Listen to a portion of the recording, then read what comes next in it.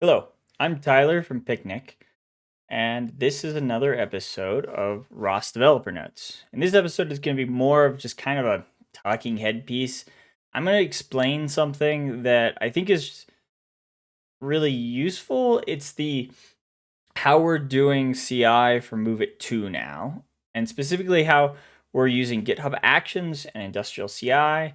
It's all configured in this one file, and I'm going to walk line by line through this file and talk about the different parts of it, and hopefully this will provide something like a useful example that you can use to build off of to build your own GitHub Actions for ROS projects, for ROS2 projects, for ROS1 projects. Anyway, let's jump in. All right, there's this one file. It's in this folder, .github/workflows, and then this is the name of the file. All that really matters is that it's a YAML file in that folder, and then GitHub will run it. So there's some specific stuff. The first thing is this comment. Big uses industrial CI. For troubleshooting, use this. Let's go look at industrial CI, and I'll talk a little bit more about it and why it's so awesome. So this is industrial CI. It's maintained by the people over at Sweary, and it's awesome. What's really great about it is it supports many different CI providers, and the config is nearly the same for ROS1 and ROS2. And so it's pretty trivial to set up and use, and it's tons of built-in features, and it's easy to run locally. That's a really important thing for us is something's failing in CI. I don't want to have to like iterate with CI in the loop. I don't want to have to change something locally and then kick it off by pushing my code and seeing if CI fails again. No, that's and it's a really kind of antiquated way of debugging. Instead, I want to have the exact same environment locally that I can poke at and modify files and get my test to pass or figure out whatever's going wrong and then push something I'm much more confident will pass CI. The CI runners are slow, kind of the nature of the beast there. So, all right, let's talk about what this thing is. It supports Travis and GitLab and Bitbucket and GitHub Actions and Google Cloud. I've never used that. Anyway, so if you go down here to the GitHub Actions thing, let's talk a little bit about GitHub Actions. GitHub Actions became awesome last year for open source projects. It is nearly unlimited. I mean, I originally I saw some kind of like automatic backoffs that were causing it to take a long time to do CI runs, but the machines are some of the most powerful ones you can get for open source projects. They have more RAM than the Circle CI ones. They're awesome. You get more runners because that's not even limited. You start a ton of them in parallel. It's great. So here's the basic config template. You'll notice ours is way more complex than this, and I'll get into why. So let's go back to, and then up here, the only other thing that's important in this document that you need to know is there's this detailed doc link here, and this describes all sorts of details you might want to know. It's very, very thorough, and you can search through this and find all sorts of useful information. So we'll go back to our config, what we're doing. All right, name, it's just arbitrary, it's what I named it. This says when it runs. Specifically, workflow dispatch lets me manually kick off these jobs if I want through the GitHub web interface. And then there's this pull request thing. Pull request says run this on pull requests. That makes sense, right? Run on all pull requests. And then pushes, it specifically runs when there's a push to these branches. These are the only two branches in the main repo. We use a full working pull request sort of workflow. So that's going on there. All right, now jobs. There is this is where the actual meat of it is. So first, there's this strategy section, and strategy contains a matrix, and the matrix contains environment variables. So these are two different jobs. One's running on the Foxy CI image. I'll talk about that in a little bit with code coverage. And the other one's running on Foxy CI testing. And it runs the IK fast test and the cling tidy test. Now, these are just used by this Docker image environment variable, and it sets what the base Docker image is that's going to get checked out and ran. Those are Docker images that we've defined with Moveit that have some dependencies built into it. This is basically just a performance thing. CI, if we did it from scratch with a super empty Docker image, would take much longer, and these dependencies are basically fixed dependencies. So that's all that is about these things. These are more like switches that turn different features on. So first thing I need to talk about, upstream workspace. So this is a repos file. Repos files are the input and output format for VCS tool. It's what you use in ROS to define your source dependencies. So this says create a workspace, build all these packages, and then the target workspace in industrial CI is where your package, or in this case, Moveit2, is going to be built. And then that one is going, the upstream workspace is an underlay. So will depend on the packages in there. And this next line is really interesting, and I'm going to get back to it. It has to do with some caching stuff that's not super intuitive, but I'll explain it in a bit. All right. Before target test embed, this is that IK fast test. This is kicking off the IK fast test. It's a specific test in Moveit. We want to run it here. This this is a switch on that, and it sets this variable if that's true. This is something that's interesting. Okay, so industrial CI has these hooks that let you run things at any different point in the workflow. And so this after underscore thing, this before underscore thing, these are steps. Set up upstream workspace is specifically a step in the whole workflow defined by industrial CI. Target test is also one, and this one is a little fancier. Embed, so every step is run in a subshell. So environment variables set from previous steps don't bleed into future ones. And that's important for various reasons. But what this embed argument does is allows us to say, no, I want this to persist in the global environment that all these things are run in. This sets some environment variables. It's sourcing this thing. So you want to use embed if you're going to call source on something. And then after that, okay, so we got through that. We have another one after run target test.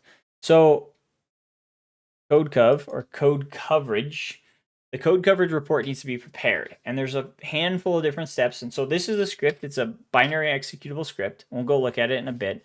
But basically all it does is it collects all the code coverage data and filters it to what we think is useful to report into a single file that can then be uploaded to CodeCov, which is the website we use for visualizing our code coverage.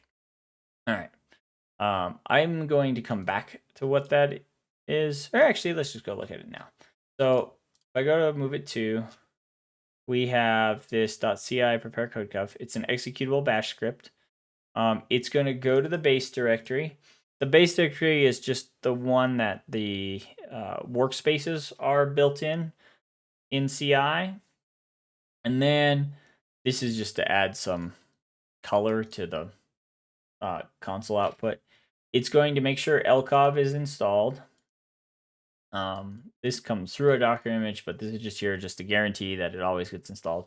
lcov is it's a way of modifying capture or coverage results or grouping them in useful ways.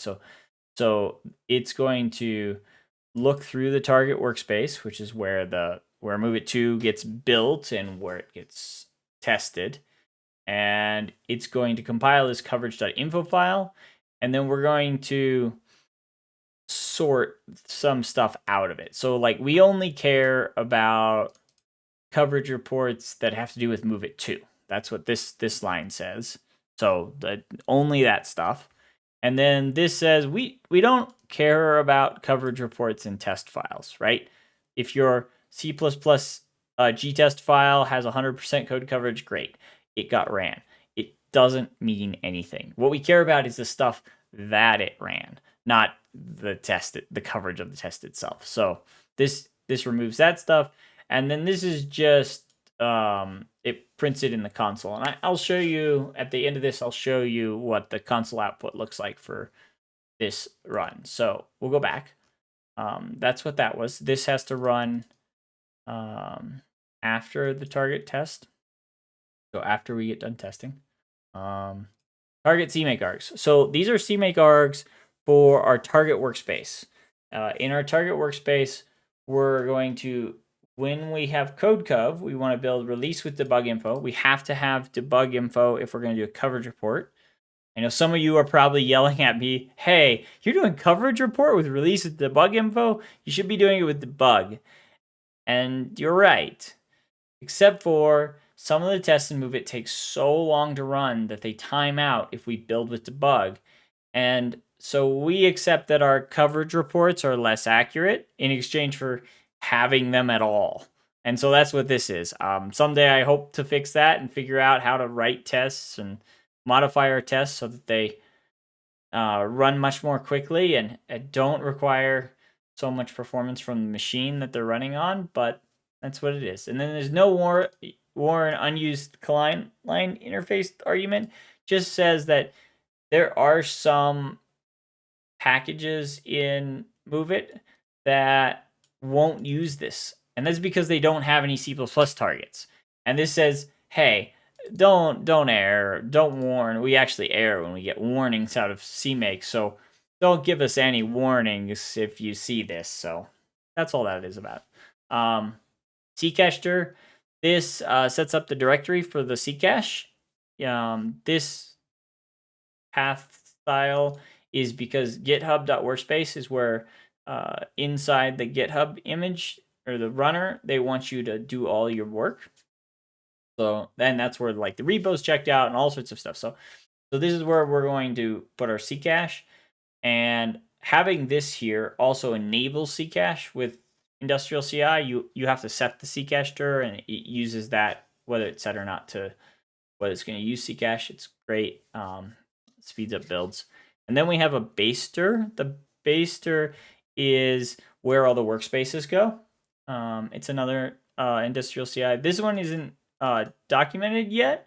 It's a fairly new feature, but it's awesome. And it enables some pretty cool caching that I'll show later. We have the cache prefix. So for each one of our caches, we have a prefix that says what image it came from. So Foxy CI is just built on Foxy with the main ROS repo, and testing is what's in the testing repo. So we want those to be separate because they're going to have different builds, right? And then with CodeCov or not with CodeCov, when we're building with CodeCov, there's, right, our binaries are different. And so we want to have a different cache. That's mostly important for Ccache, but you'll see in a bit. And then clang tidy base ref. This is a feature I added. It's actually in an open PR, and what it does is it's really important for really big repos that want to use clang tidy and not have 3-hour CI runs, is it filters the ROS packages that have C++ file changes, C or C++ file changes, and then it only runs clang tidy on those. And what we're doing here is the base ref that's in most cases going to be main, or the reference if it's undefined. This isn't defined on pull requests, so it will be this otherwise. And that's the case of it running on main. Like when the change gets pushed into main, it's going to run on main.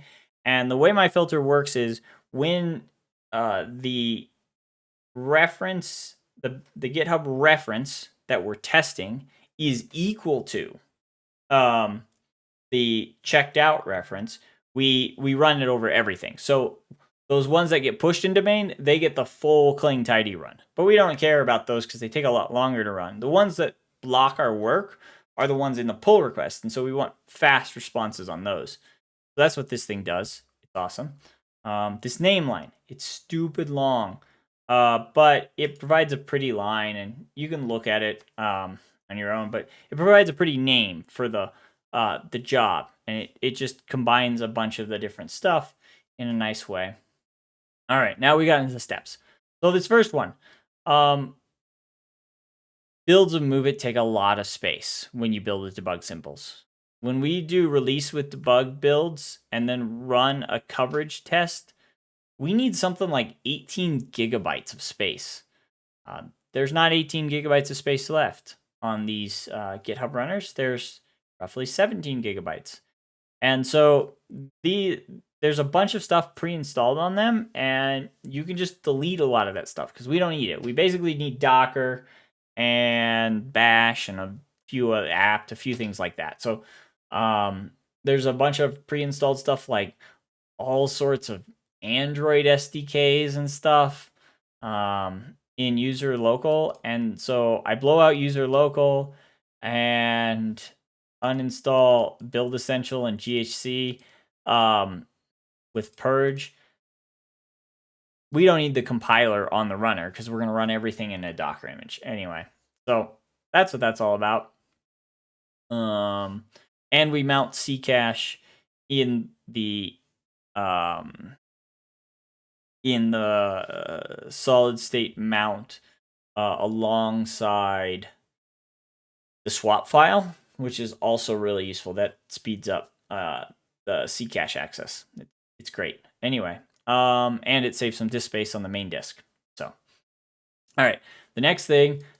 Also note, we only really run this on the code cover jobs, and the reason is because actually deleting all this stuff takes like a minute to do, and we don't need it on the others, so why spend the minute deleting stuff when you don't need the space? So we only need it on the code cover run. This checks out the repo. It's pretty boring, pretty standard. You'll see it in all your GitHub actions.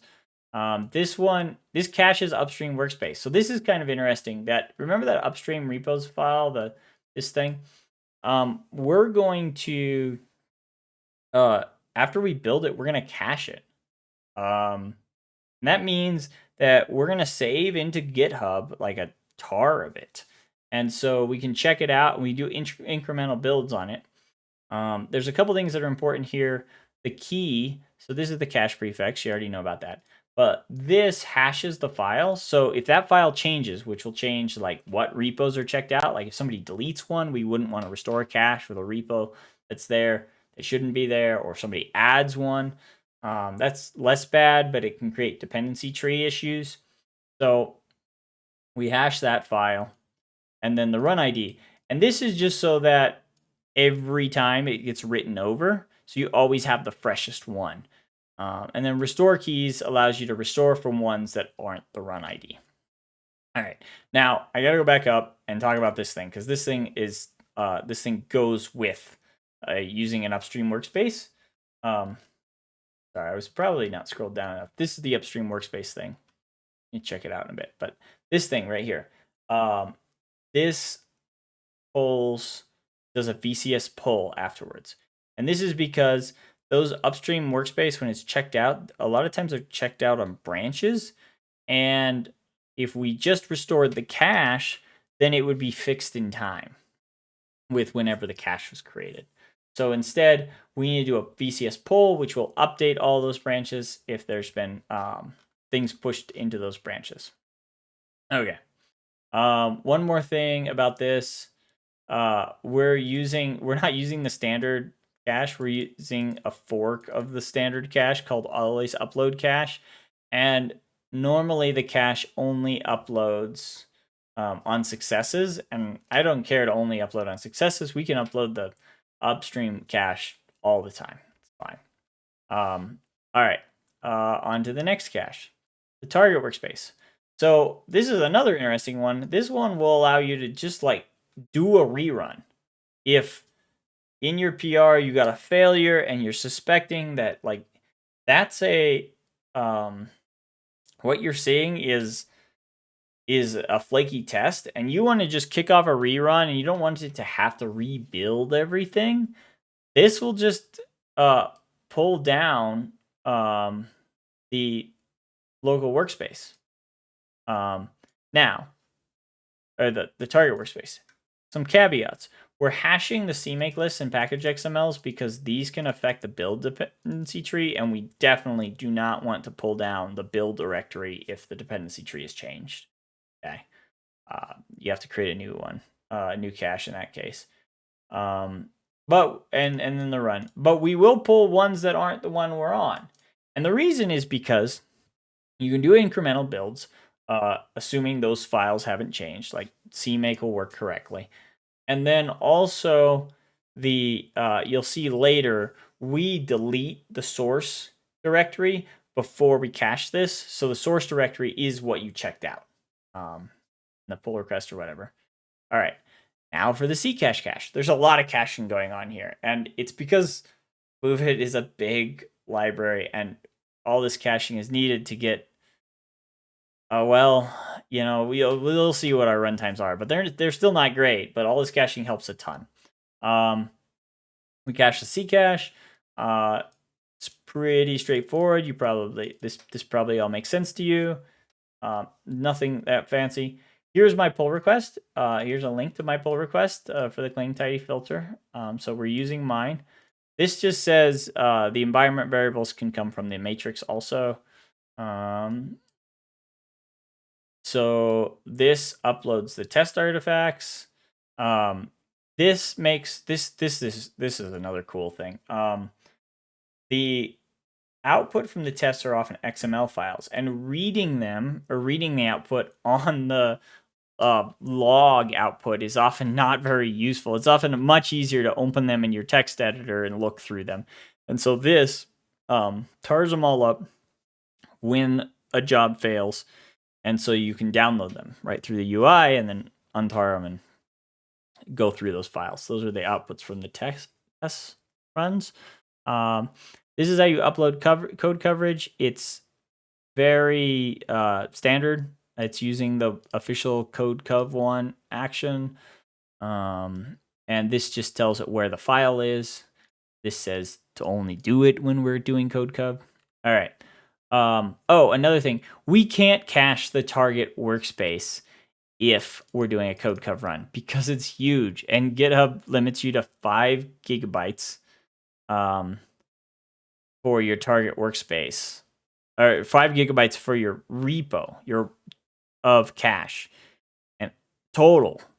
And it deletes old caches when you bump over that. Well, a single run with code cov creates a target workspace directory that even after compressed is like 12 gigabytes. So we have to have this. This says to run this even when it fails, because we're going to cache target workspaces even when we fail. Kind of actually the whole point of caching target workspaces is to allow you to rerun tests that you suspect are flaky and it not take a ton of time. This DUSH thing is just to like print in the logs how big that directory is. This deletes test results because we don't want test results sticking around. We want to generate new ones every time. And this deletes the source directory. So that prepares the cache. So that's the whole file. That's all there is to it. It seems like most of this is all GitHub cache stuff. There's nothing. Oh, you can't see the bottom of this because of the size of the window. I didn't mean to do that. Here's the bottom of this. This is the thing that I was talking about, where it checks the size and then it deletes test results, and then we remove the source directory. Anyway, all super standard stuff. So the next thing I was going to show is what it looks like when it runs. So if we go here to the code and we come down here and we click on build and test, you can see that here's the last one that ran. It was on a pull request, but it passed. It takes 31 minutes. And it runs immediately after the job is submitted instead of we had like 24-hour queues in Travis. It was awful, but we no longer have that problem. It's great. So this is the Code Cub one. It's the one that takes the longest. It's the one that takes 31 minutes. You can see it takes almost 4 minutes to free up disk space. Yeah, we only want to do this when we have to. So here's the checkout. This just checks out the repo. This checks out the upstream cache. So we have an upstream cache. It's roughly 150 megabytes. That speeds up the build by quite a bit. Here's the C cache. The C cache for the CodeCub build is big. It's 700 megabytes, and that's because of debug symbols. It's just is what it is. So here's the industrial CI run. We it has all these nice like expanding and contracting sections, so you can see what's taking a long time. Basically, all this takes almost no time. You can see setup upstream workspace takes 2 seconds. It's because it's already all there. And then install upstream dependencies. They're all there because of the Docker image. So that takes no time. Build upstream workspace takes 10 seconds because all it's doing is running CMake and finding that it doesn't have to rebuild anything. So it is what it is. Set up the target workspace. It takes 50 seconds to copy some stuff around. Install target dependency. So there's some new target dependencies. These will eventually make it into our Docker image, but for now, these are just being installed using the normal dependency management system through raw step. Build target workspace, longest step, 16 minutes. And then actually running the test is pretty quick. It takes 1 minute and 47 seconds to run all our tests. Part of that is because we don't have very many tests. We have 445 tests. You may say, that sounds like a lot. Moveit is huge. I told you 12 gigabytes in our target workspace when you build with debug symbols. It's big. We need more tests. Please come help with that. But yeah, and then so here's uploading the code cover report. That's just the standard one. This is saving the C cache thing. We don't have to prepare the target workspace for cache because we don't cache the target workspace on this one. So that one's not done. We cache upstream and then it's done. Yeah, like it cleans up and it's done. If you look at this one takes only 16 minutes to test. This is the release build one, which I'm pretty proud of how fast it is. It's really awesome how quick our CI is with Moveit compared to what it used to be. It used to be well over an hour. Once it started running, like it would queue for a long time before that happened. Anyway, I hope this is useful. If this has raised your ROS IQ, let me know. You could like this video or subscribe or share with others or send me a message on Discord or something. Thank you.